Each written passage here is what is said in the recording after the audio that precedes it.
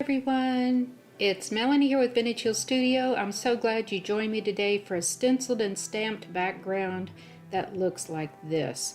What a great combination to use a stencil and also a stamp. Let me show you how we did this. So the card base this week is 5 inches by 7 inches. As always, the supplies and dimensions will be listed in the description down below on my YouTube channel. So drop by there if you're interested in seeing what was used for this card today. This is that text rubber stamp by Hampton Art. That's what I'm going to use to stamp over the stencil. So you can see I've got it taped into place, very simple. And I've offset the stencil just a bit because it didn't really fit across the width of the 5 by 7 inch card. And instead of cutting the petals off on each side, I decided to offset that a little to the right so you can see the petals go off of the card on the right side, and I have the full spectrum of the petals over to the left. Now I did find out that I need to do a little more firm stamping.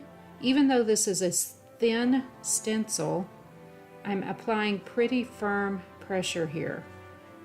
And before I move on, I just want to get a few more impressions, and then I'm going to lift the stencil to see what it looks like underneath before I actually remove it. I am using Versafine Onyx black ink because I really want this to stand out when I am through stamping through the stencil. I can see I still have a few more areas to work on there.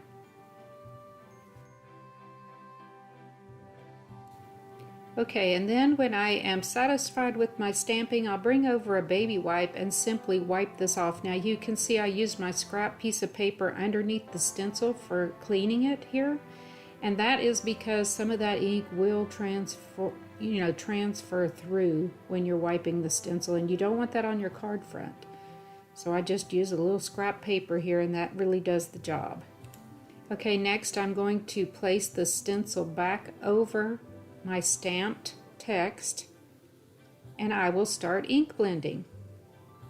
So today I will be using the Distress inks in Fired Brick and also Wild Honey. And I'm going to start with the red and doing a little heavier towards the inner petals and leaving it lighter on the outer petals, just to give it a little dimension and some more focal interest.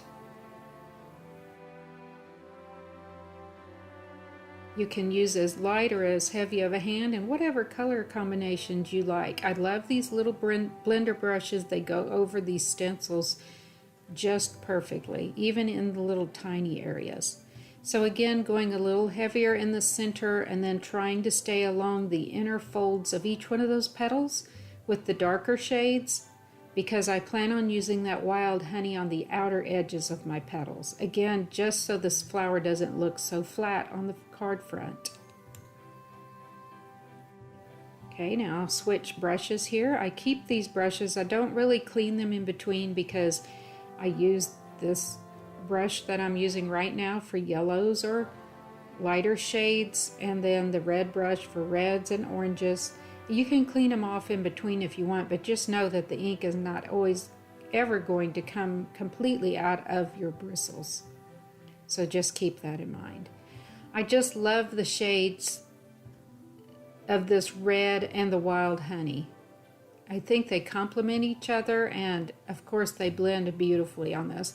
Now this is not any specific kind of cardstock. This is just a Kraft heavyweight cardstock that I'm using for my card base this week, and it works great for blending these inks.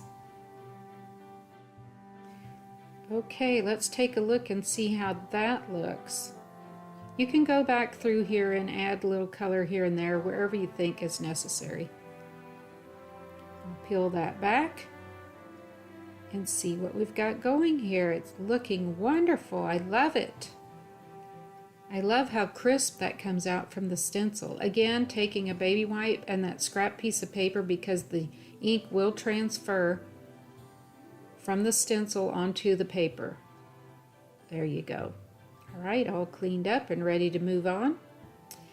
Now I thought I needed a little something more to this card. It's looking a little plain, so I'm just going to go around the edges here with this walnut stain. This is another distress ink and my finger dauber. Just quickly give that a little color around the edge just to frame this up a bit. And that looks okay to me, but it was still looking like I needed something. So this is the process when making a card. Take a look at it. Okay, it's still looking a little blah, plain. So I decided to create a mask using a Sharpie and just a piece of clear plastic that I had from some packaging. And I'm going to just draw around the outer edges of my stencil, using that as my guide here with my Sharpie. And then I'll simply cut that out to make a mask. And I will show you what I'm going to do with this mask in just a second. This is a really easy process to do if you ever need to mask anything off, whether it's a stamped image, a stenciled image, whatever. This allows you to do some background work when you mask off your main image. So here I will just turn this. See, the reason I used the clear plastic so I could easily see through it and match this up to the rose stenciled on the front of my card here.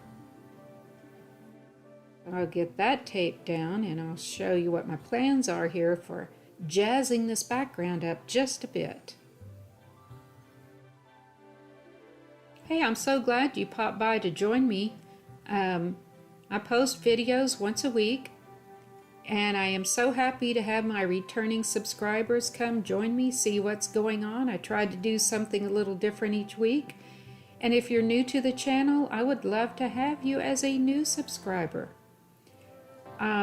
I have a subscribe button down here in the right-hand corner if you're watching from your laptop or PC. If you are watching from a phone, there is a subscribe option next to the name on my YouTube channel, right above the description. So feel free to become a subscriber if you're not already. So here, what do you think of that?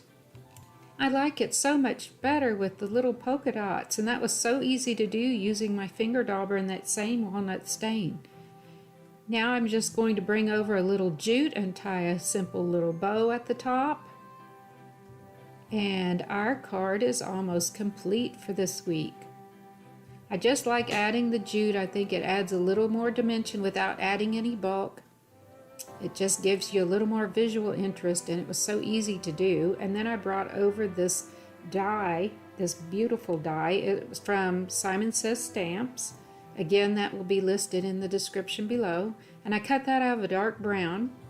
I'm going to add that to the front, and then I will use this little stamp, this clear stamp that says hello. So my sentiment on the front of the card this week, hello, beautiful. Such a nice little card to give to anyone who's special in your life. Maybe a little boost. It's wonderful to be called beautiful. Doesn't necessarily mean you're beautiful from the outside. You kind of have a beautiful soul on the inside, which is more important than ever. Thank you so much for dropping by today. I hope you enjoyed this video. Maybe you get inspired to take a look at a few stencils you might have on hand and some stamps that would work through your stencils. And I look forward to seeing you again next week. Happy crafting, everyone!